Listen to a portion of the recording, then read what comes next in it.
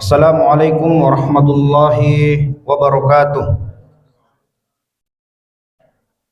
Alhamdulillahi rabbil alamin. Wassalatu wassalamu ala asrafil anbiya'i wal mursalin wa ala alihi wa sahbihi rasulillahi ajma'in. Allahumma salli ala Muhammad wa ala ali Muhammad kama sallaita ala Ibrahim wa ala ali Ibrahim wa barik ala Muhammad wa ala ali Muhammad kama barakta ala Ibrahim wa ala ali Ibrahim fil alamin innaka Hamidum Majid. Rabbi shrah li sadri wa yassir li amri wahlul 'uqdatam min lisani yafqahu qawli. Alhamdulillahirabbil alamin. Tak bosan-bosannya kita mengucapkan rasa syukur kepada Allah Subhanahu wa taala karena sampai detik ini kita begitu banyak diberikan nikmat sehingga semua nikmat-nikmat yang kita rasakan tak mampu kita membalasnya kecuali kita melaksanakan ibadah-ibadah yang dianjurkannya dan meninggalkan segala larangannya. Dan tak lupa pula selawat berangkaikan salam kita haturkan kepada Nabi kita Nabi Muhammad sallallahu alaihi wasallam, dan tak bosan-bosannya kita bersalawat kepada beliau dengan mengucapkan Allahumma salli ala Muhammad wa ala ali Muhammad. Assalamualaikum ya Rasulullah. Hadirin Bapak Ibu jamaah tarawih yang dimuliakan oleh Allah Subhanahu wa taala. Pada kesempatan yang singkat ini, izinkan kami menyampaikan sebuah kultum singkat, yaitu Ramadan, bulan penempaan diri menuju takwa. Adapun 5 poin yang dapat kami uraikan secara singkat. Yang pertama, Ramadan adalah bulan yang istimewa. Allah berfirman dalam Al-Quran surat Al-Baqarah ayat 185. Syahrul Ramadan alladzi unzila fihi al-Quran hudal linnas wa bayyinatin minal huda wal furqan. Bulan Ramadan adalah bulan yang di dalamnya diturunkan Al-Quran sebagai petunjuk bagi manusia dan penjelasan-penjelasan mengenai petunjuk itu serta pembeda antara yang hak dan yang batil. Al-Quran surah Al-Baqarah ayat 185. Ayat ini mengajarkan kita bahwa Ramadan bukan sekedar bulan menahan lapar dan dahaga. Ia adalah bulan diturunkannya cahaya Al-Quran, pedoman hidup seluruh umat manusia. Maka sungguh merugi orang yang melewati bulan Ramadan hanya dengan menahan makanan dan minuman tanpa mengisi hatinya dengan cahaya Al-Quran. Maka dari itu kami mengingatkan kepada diri kami pribadi dan mengajak kepada seluruh jamaah, isi kegiatan-kegiatan setengah Ramadan terakhir dengan membaca Al-Quran minimal 1 lembar 1 hari, maksimalkan dan sebanyak-banyaknya kalau bisa. Adapun yang kedua, puasa membentuk manusia yang bertakwa.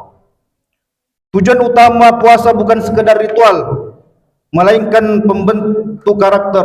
Allah berfirman, "Ya ayyuhalladzina amanu kutiba alaikumusiyam kama kutiba alal ladzina min qablikum la'allakum tattaqun."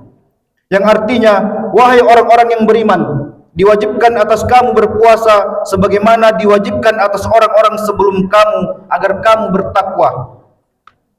Quran surah Al-Baqarah ayat 183. Perhatikan kalimat la'allakum tattaqun, agar kamu bertakwa. Ia adalah tujuan akhir dari ibadah puasa. Takwa bukan hanya di bibir saja, melainkan tercermin dalam setiap perilaku kita, seperti jujur dalam berdagang ataupun berbisnis, sabar dalam menghadapi ujian-ujian yang Allah berikan, santun dalam bertutur kata di setiap harinya. Adapun poin yang ketiga, Ramadan kesempatan emas penghapusan dosa atau pengampunan dosa. Rasulullah sallallahu alaihi wasallam bersabda, "Man shauma ramadana imanan wa ihtisaban, ghufira lahu ma qaddama min dzanbi." Barang siapa berpuasa Ramadan karena iman dan mengharap pahala dari Allah Subhanahu wa taala, maka diampuni dosa-dosanya yang telah lalu. Hadis riwayat Bukhari dan Muslim. Hadis ini adalah kabar gembira yang luar biasa. Tidak ada alasan bagi kita untuk berputus asa dari rahmat Allah Subhanahu wa taala. Sebesar apapun dosa-dosa kita di masa lalu, Ramadan membuka pintu ampunan selebar-lebarnya, asal kita jalani dengan keikhlasan. Bapak Ibu yang dirahmati Allah Subhanahu wa taala. Adapun poin yang keempat, jangan sia-siakan Ramadan. Namun perlu kita ingat, ada orang-orang yang berpuasa tetapi tidak mendapatkan apa-apa. Rasulullah Shallallahu alaihi wasallam bersabda dan memperingatkan.